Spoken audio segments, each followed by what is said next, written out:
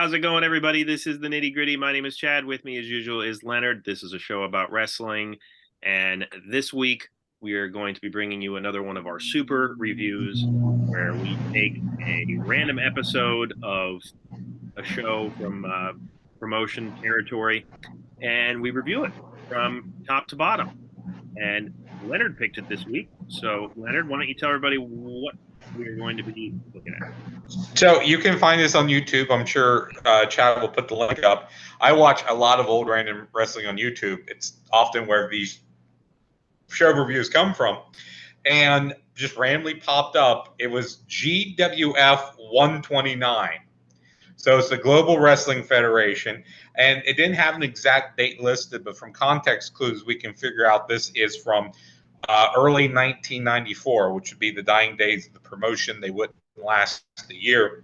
So the Global Wrestling Federation kind of came out of the remnants of World Class Championship Wrestling and its partnership with Memphis Wrestling, forming the USWA, and that dissolving that partnership between them.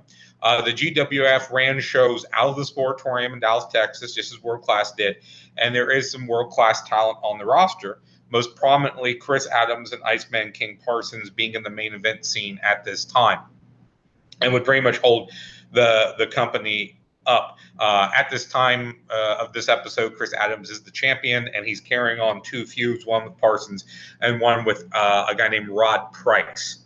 So when I watched this, there were three interesting elements, basically characters, three interesting people that were on this show, and why I wanted to talk about it, and I gave it to Chad, and we'll get to those people as we go along. So the opening match is Mark Valiant versus the California stud Rugged Ron Price. So he's got two nicknames. Valiant also wrestled as the Gladiator and as Mark Von Erich. So I think in my fantasy wrestling league, I need to team Mark and Lance Von Erich up and make them a tag team. But on commentary, Black Bart is sitting in the commentary and is talking about how Mark is an illegitimate son of Fritz Von Erich, and he knows it, and everybody knows it. Yeah. So that was kind of humorous.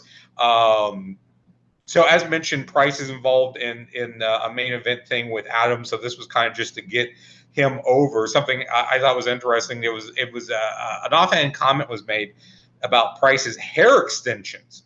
And reading up, apparently there was a match where Chris Adams accidentally ripped out some of Rod Price's hair extensions. So that became a thing. All that you need to know about the production values comes up in this match because they have an insert promo from Rod Price where the sound doesn't work. And so the whole silent promo just plays. And you can't hear anything. Overall, this is a pretty standard match. Price eats knees on a Vader bomb. Valiant comes back, but Price wins with a shot to the face with a chain wrapped around his fist that he pulled from his knee pad. I didn't star rate any of these matches. They're all probably around the 1-star range, I would say. Chad, your thoughts on this? Yeah, I mean, I agree with you. I didn't rate any of these matches. Yeah, I mean, what I wrote down about this match was that there was a lot of hair pulling in this match. If we're talking about the first one, and yes. I mean, there was a promo that was in the middle of this that you can't hear. Did you notice that? Yes, I mentioned that in what I just said. Okay. That's how much you were paying attention. Maybe I was silent. Maybe my promo was silent. You can hear that. Maybe I was recreating it. Yes. But yeah. So, I mean, I said that shows the production values of this show, that they have a promo that's completely silent and they leave it in. This is a taped program. I don't think it was airing live. No, yeah. I mean, I would assume it's taped. But yeah, you mentioned Black Bart's commentary. He was somewhat annoying. Somewhat over the top. Doyle King, I didn't mind. I thought that he was pretty straightforward. Yes, had a good point. And he's joined by some other people throughout the show on color, who are all awful. Yeah. Yeah. Which we'll get to. So the second match is Ricky Long versus the Nubian Terror Moadib with Skandar Akbar. That And name. Akbar, what? The name. I'm sorry. It's, The name, Moadib. So Akbar is feuding with a former member of his army, the mercenary Jeep Swenson. Swenson is probably best known for playing Bane in the movie Batman and Robin, while Moadib is the future Ahmed Johnson. It was one of the three interesting people who popped up. To me here, he kind of looks like the Nintendo 64 version of Ahmed Johnson because he's like kind of really blocky and not as, I don't think, as defined muscular wise as he would be in the WWF. He prays before the match, which draws some big heel heat, and just dismantles Longs with shoulder thrusts and drop kicks. He's very slow. He's very prodding. He does this top rope diving shoulder tackle thing that I thought looked cool. I actually really liked that move. He goes for the cover, but he pulls up the cover and finishes with a full Nelson. Akbar has to pull Moadib off, and then Swenson comes out and doesn't really do anything. Akbar cuts a promo on Swenson after this. But, of course, the interesting element was we get to see Ahmed Johnson at the beginning of his career. So what did you think of seeing Moadib? I mean, it just, gosh, if you didn't know you were in Texas by the name Moadib, the Nubian Terror, for goodness sakes, I mean, and what he's wearing is just awful. Like, just an awful, like, gosh, let's tell everybody that we're in the South. Yeah, I mean, Ahmed Johnson was never really that refined in WWF, right? But here he's obviously very green, and it was what it was. It got the point across, I guess. But again, the gimmick and the outfit is just ridiculous. What made this interesting to me was the fact that this guy came out at the end, the mercenary. And you mentioned what he's from, one of the things that what he's from. So this guy comes out like just huge arms. And I'm like, why do I not? I was like, I should know who that is. I was like, well, I feel like I should recognize this guy. And like, I looked it up. And I was like, wow. And like, not only is he Bane from Batman and Robin, but he was Lug Wrench from No Holds Barred, which I was like, oh my God, it is. It's Lug Wrench from No Holds Barred. And he also plays the masked Dorian in The Mask. Like the evil Dorian at the end. Like, that's this guy. And an interesting trivia note, Hulk Hogan, Davey Boy Smith, and James Caan all gave eulogies at this guy's funeral. So yeah. So because he was the ultimate solution as well. Yes, I was going to mention that. And I was like, oh my gosh, this guy has I mean, he unfortunately passed away way too soon of a heart attack because I guess it was well known he was, doing a lot of steroids, but what a life he lived up until that point. Wrestling and acting and, the James Caan movie that he was in escapes me off the top of my head.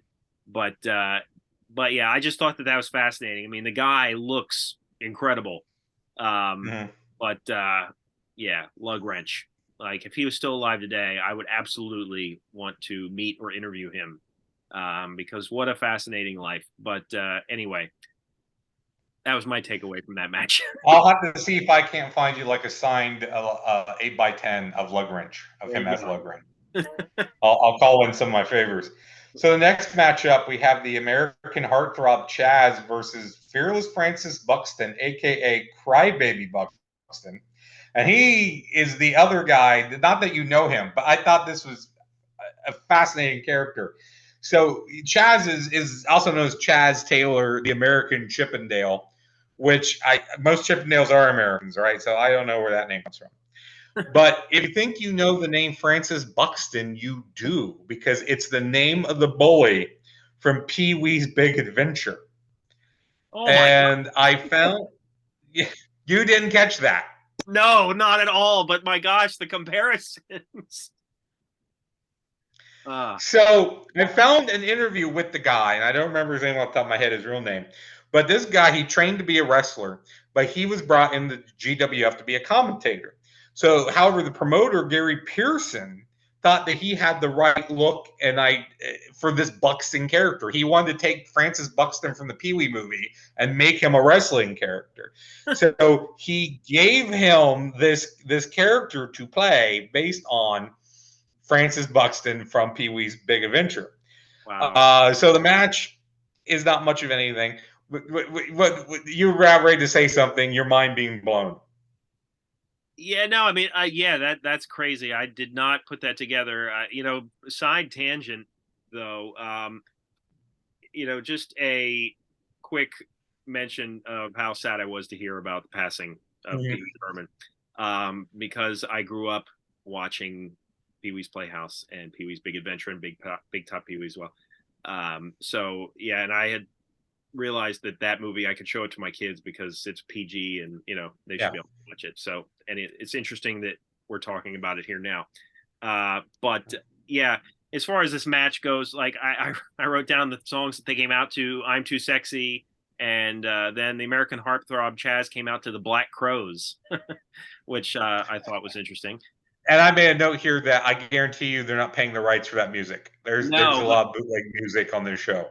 Well, no, but yeah, what's interesting is that the video that you sent me lists, like, because the music is there, it lists the Black Crows and Chris Robinson, who is in the Black Crows, as like, writer and stuff. And I was like, wait, why? I was like, but then after I saw it, I realized. Yeah.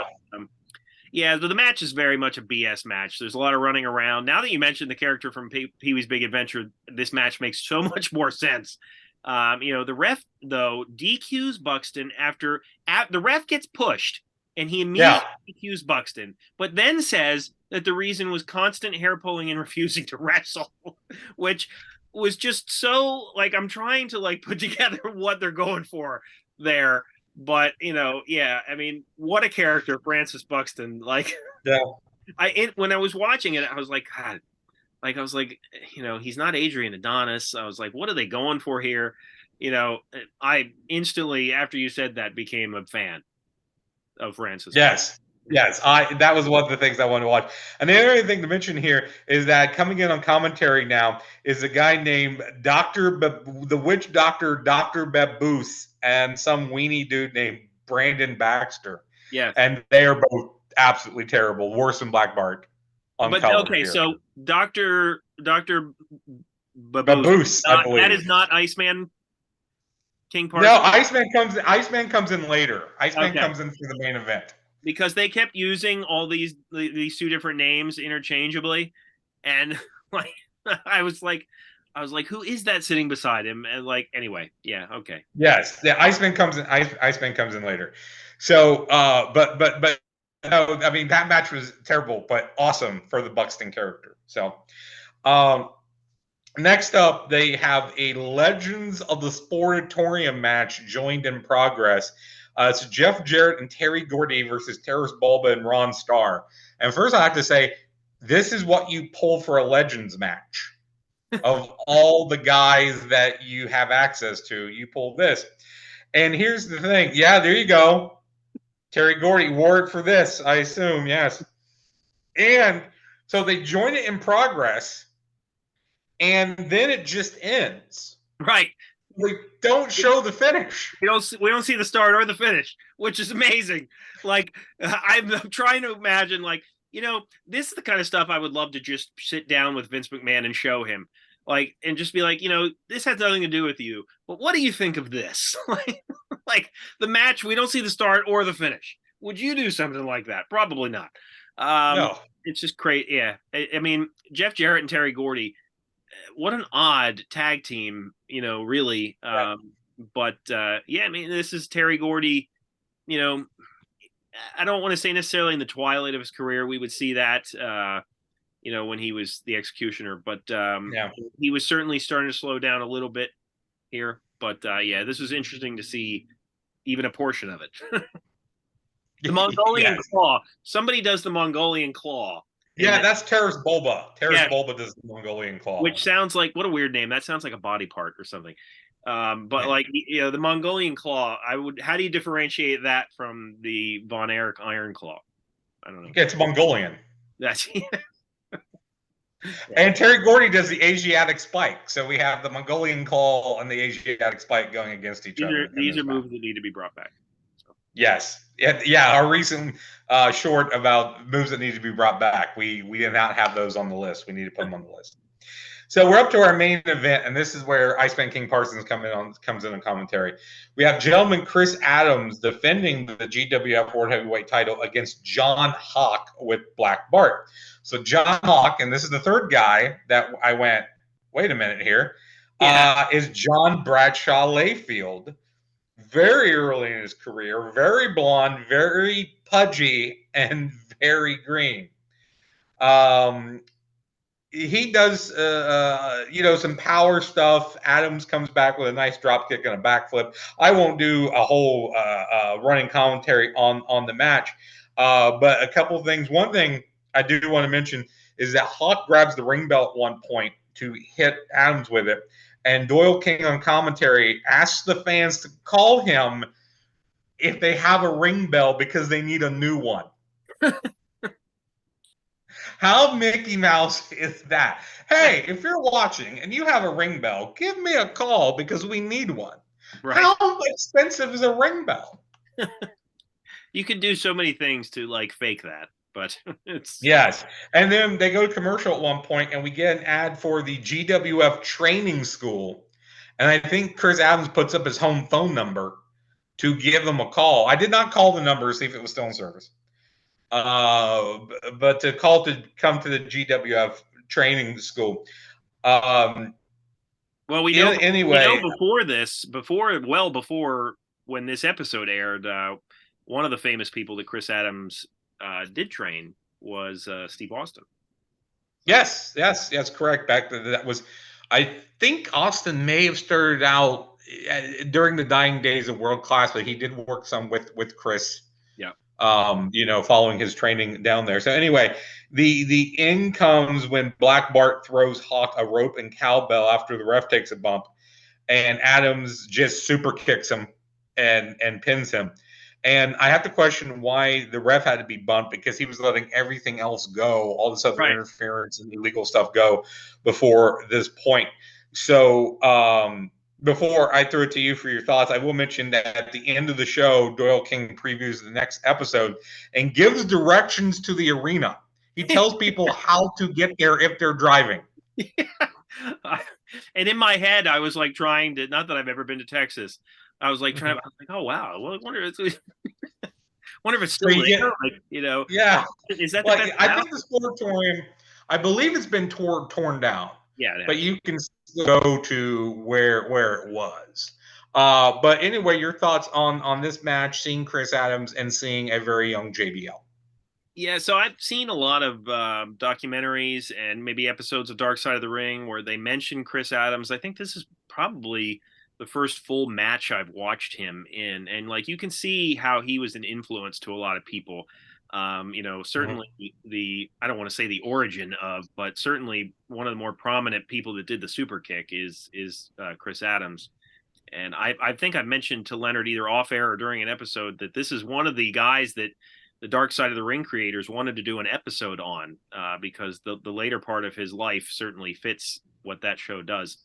But yeah, it was cool. I mean, he came out to the Bulldogs music here. And they had the heavyweight rankings listed, which I thought was interesting.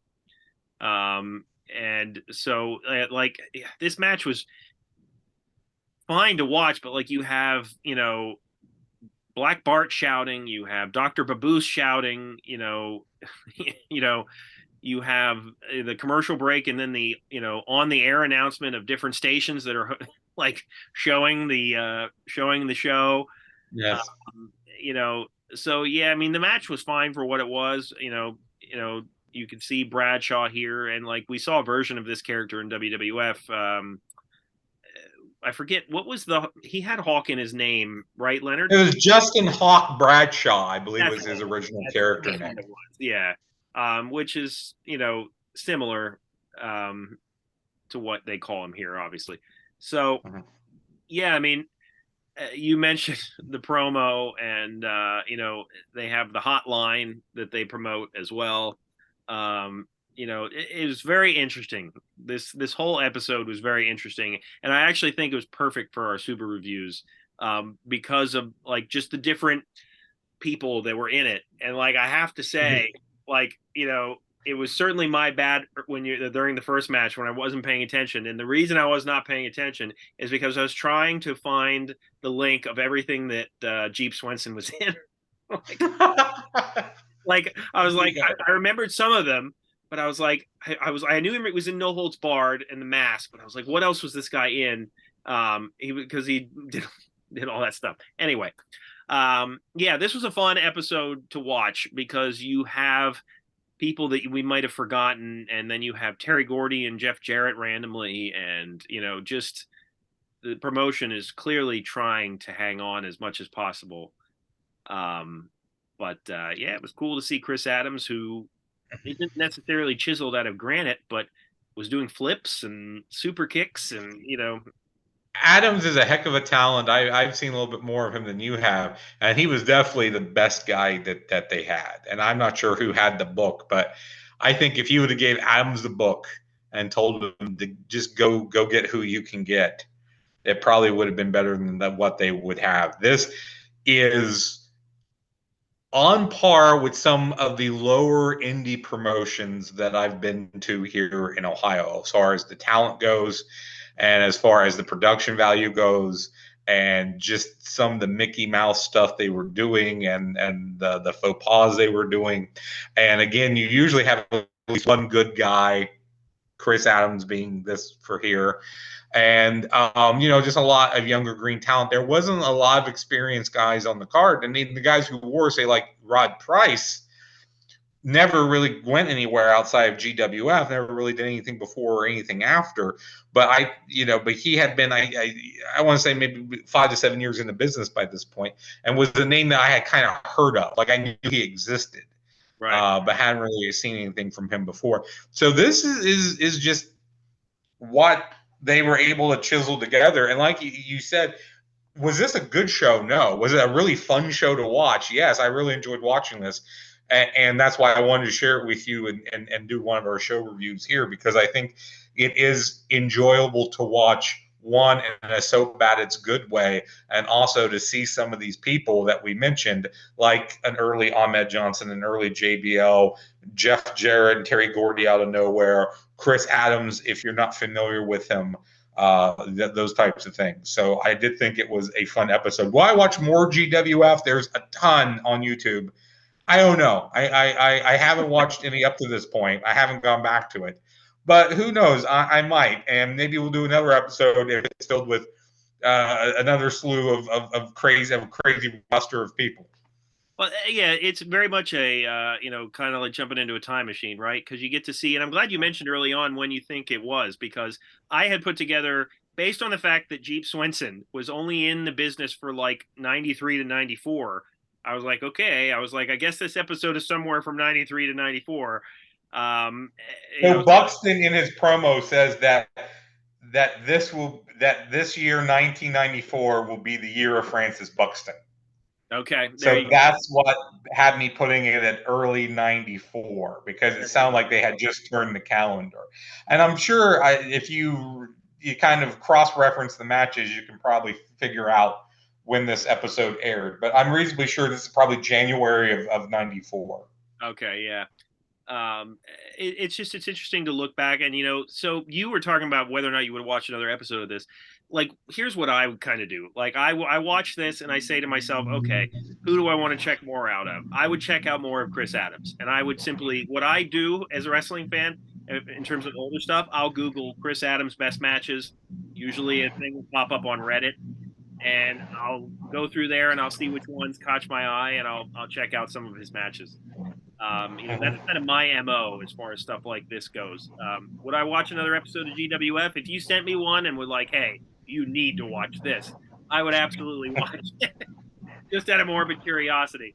But But yeah, I don't know that I'm going to be going through each and every week.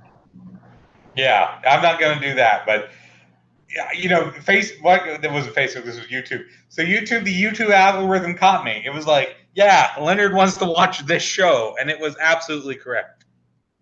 All right.